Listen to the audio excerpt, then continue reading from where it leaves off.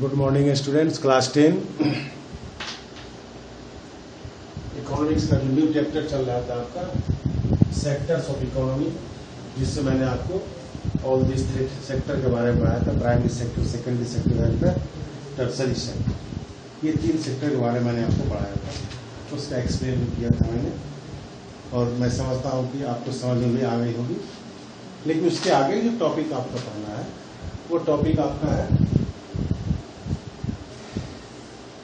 Interdependency, या यूं समझ लीजिए interdependency of the all these three sector. या फिर भी कह सकते हैं कि क्या ये तीनों सेक्टर एक तीसरे पर आधारित हैं। रियली में ये तीनों सेक्टर एक तीसरे पर आधारित है, वो हमें साबित करना और आपको समझाना है। तो all these three sectors are interdependent on each other, सभी एक तीसरे पे इंटरडिपेंडेंट है। उसका एग्जाम्पल के साथ मैं आपको बताने जा रहा हूं। पहला देख लीजिए, अगर farmers refuse to sell sugarcane to sugar mill, चलिए शुगर मिल है जो शुगर प्रोडक्ट करता है with the help of the sugarcane, और जो प्राइमरी सेक्टर में जो किसान शुगर कैन प्रोडक्ट करते हैं, अगर वो शुगर कैन प्रोड्यूसर किसान शुगर मिल को शुगर कैन सप्लाई करना बंद कर दे, सेल करना बंद कर दे, देन व्हाट विल हैपन। फिर से ध्यान दें, ये जो आपका फार्मर्स है शुगर कैन शुगर मिल को देना बंद कर रहे हैं, देन व्हाट विल हैपन। तो नेचुरली आप भी समझ सकते हैं शुगर मिल क्या होगा, बंद हो जाएगा। तो देखिए ये किसमें आता है, ये हो गया आपको सेकेंडरी सेक्टर, और ये हो गया प्राइमरी सेक्टर। तो यहाँ इंटरडिपेंडेंसी क्या बता रहा है, primary sector is totally dependent on, sorry secondary sector is totally dependent on primary sector. Secondary sector बंद हो जाएगा अगर उसे प्राइमरी सेक्टर से गुड सप्लाई नहीं की। This is the interdependency of the primary sector and the secondary sector. ठीक है, अब आगे चलते हैं। Cotton mill not to be buy from the Indian farmers. अब चलिए मानकर चलते हैं कॉटन मिल का जो प्रोडक्शन होता है, कपड़े का जो प्रोडक्शन होता है, जो ऊल कॉटन यार्न प्रोडक्ट करने वाली कंपनी है, मिल है, वो ये डिसाइड कर ले कि हमें इंडियन फार्मर से कॉटन प्रोड्यूस नहीं कर, इंडियन फार्मर से कॉटन नहीं लेना है। क्या वो सोचे, इंडियन फार्मर से कॉटन नहीं लेना है, वो इंपोर्ट करे, बाहर से इंपोर्ट करना पसंद करें, इंडियन फार्मर से लेना पसंद नहीं करें, तो क्या होगा इसका फिर देख लीजिए। तो ये जो फार्मर प्रोडक्ट करेंगे कॉटन, उनका कॉटन सेल नहीं होगा इंडिया में, और तब क्या होगा, उनके लाइवलीहुड पे पड़ जाएगा। या तो वो कॉटन प्रोडक्ट्स करना बंद कर देंगे, और ये प्राइमरी सेक्टर में आता है। फार्मर किस में आते हैं, प्राइमरी सेक्टर में। तो जब भी कॉटन मिल कॉटन लेना बंद कर देंगे तो कॉटन मिल आ गया आपको सेकेंडरी सेक्टर में आ गया, और ये आ गया प्राइमरी सेक्टर। तो जब सेकेंडरी सेक्टर ने रिफ्यूज कर दिया कॉटन लेना, इसका इफेक्ट किस पे पड़ गया, प्राइमरी सेक्टर पे। तो प्राइमरी सेक्टर बैकफुट पे आ जाएगा। तो यहां पर क्या क्लियर हुआ कि प्राइमरी सेक्टर भी सेकेंडरी सेक्टर पे आधारित है, इंटरडिपेंडेंट है। प्राइमरी प्रोडक्ट को सेल करने के लिए और उसके डिफरेंट गुड्स बनाने के लिए there is a need of the secondary sector. तो ये आपका हो गया सेकेंड। क्या क्लियर हुआ, प्राइमरी सेक्टर सेकेंडरी सेक्टर पे आधारित है। अब थर्ड देखिए, prices of agriculture inputs go up. जो एग्रीकल्चर इनपुट होते हैं, fertiliser, tractors, pesticides, pump set machine और कैंपेन मशीन, इस सभी का अगर प्राइस बढ़ जाए तो इसका इफेक्ट क्या होगा। एक्चुअली ये किस सेक्टर में आते हैं, प्राइसेज और इनपुट्स या बनते हैं सेकेंडरी सेक्टर में, और इसको यूज करते हैं प्राइमरी सेक्टर में। तो इसका इफेक्ट क्या होगा, प्राइमरी सेक्टर पड़ेगा।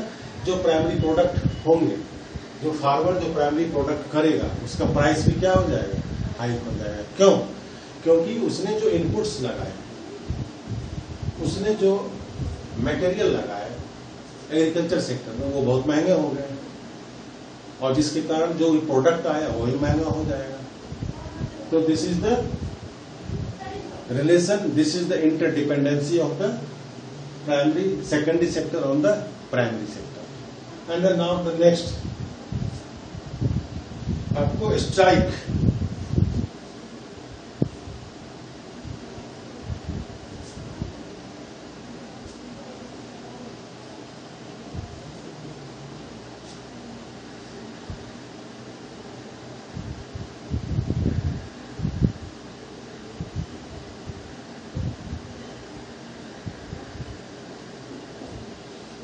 चलिए जो आपका नेक्स्ट फोर्थ है उसमें चलिए आपको आप स्ट्राइक बाय द ट्रांसपोर्टर्स।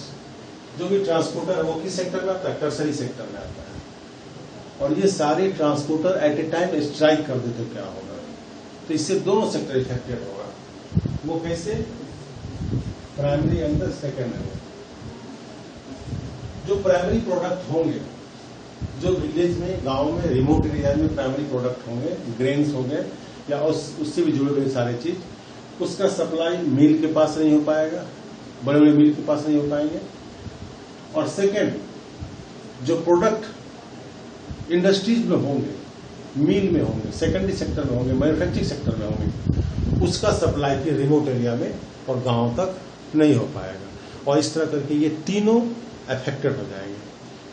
जो मिल में प्रोडक्ट होगा वह मिल में रह जाएगा, जो गांव में प्रोडक्ट होंगे उसका सप्लाई शहर तक नहीं हो पाएगा, शहर के लोगों को इसकी स्कार्सिटी हो जाएगी, वेजिटेबल का, फ्रूट्स का, मिल्क का और भी सारी चीज का शहर के लोगों को इसकी स्कार्सिटी हो जाएगी। गांव के लोगों के लिए और प्राइमरी सेक्टर में एग्रीकल्चर जो इनपुट्स होंगे वह शहर से पेस्टिसाइड्स, फर्टिलाइजर आपको और भी सारे जो इनपुट्स हैं वो आपको मिल से और मैन्युफैक्चरिंग सेक्टर से, इंडस्ट्रियल सेक्टर से कहाँ नहीं जा पाएंगे? गांव तक और प्राइमरी सेक्टर तक नहीं पहुंच पाएंगे। So all these four examples show that there is a interdependency on each of the sectors. ये शो करता है कि प्रत्येक सेक्टर एक दूसरे पे क्या है? इंटरडिपेंडेंट है। ओके, हाँ देखिए, अब आपके लिए एक वर्कआउट है जो आपके बुक में भी दे रखा है। उस वर्कआउट को हमें करना है और क्लियर करना है कि ये सारे जो इकोनॉमिक एक्टिविटीज हैं ये किस सेक्टर में आते हैं, in which sector all this economic activity comes, ये सभी किस में आते हैं। तो चलिए एग्जाम्पल के साथ देखते हैं। पहला, टेलर, ये क्या करता है? सर्विस प्रोवाइड करता है हमें। हम आपको कपड़े देते हैं, इससे ये कपड़े को फिर सिल करके हमें प्रोवाइड करता है। तो ये किस सेक्टर में आएगा? सर्विस सेक्टर में, या फिर आप उसे कह सकते हैं टर्सरी सेक्टर में आएगा। चलिए, बास्केट वीवर। बास्केट वीवर क्या है? ये नेचुरल प्रोडक्ट, क्या बैम्बू क्या है? नेचुरल प्रोडक्ट है। उस नेचुरल प्रोडक्ट को डिफरेंट गुड्स में बास्केट बनाने का काम करता है। तो ये किस सेक्टर में आएगा? सेकेंडरी सेक्टर में। सेकेंडरी सेक्टर में क्या होता है? In the secondary sector the primary products are used to manufacture the different usable goods.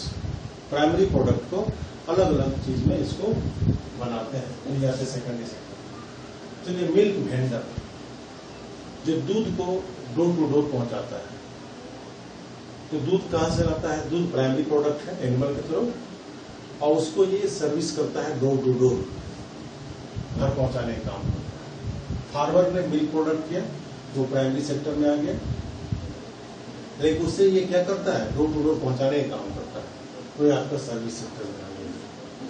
चलिए, फिशरमैन, ये किस सेक्टर में आएगा? फिशरमैन किसको यूज करता है? ध्यान देना है, fisherman uses the natural things, water bodies को यूज करता है, पॉन्ड को, तालाब को, रिवर को यूज करता है, वाटर को यूज करता है मछली को प्रोडक्ट करने के लिए। तो वो किस में आएगा? प्राइमरी सेक्टर में आएगा। प्रीस्ट, पुजारी, पूजा करना, वो क्या करता है? एक तरह से सर्विस प्रोवाइड करता है लोगों को, डोर टू डोर जाकर पूजा करता है या फिर मंदिर में पूजा करने का काम करता है, वो भी आएगा आपको सर्विस सेक्टर में। कुरियर, अब आप इमेजिन करके बताएं कुरियर किस सेक्टर में आएगा, तो आप अच्छी तरह जानते हैं कुरियर किस में आएगा, सर्विस सेक्टर में आएगा। कुरियर भी सर्विस सेक्टर में आएगा। Workers in the match factory,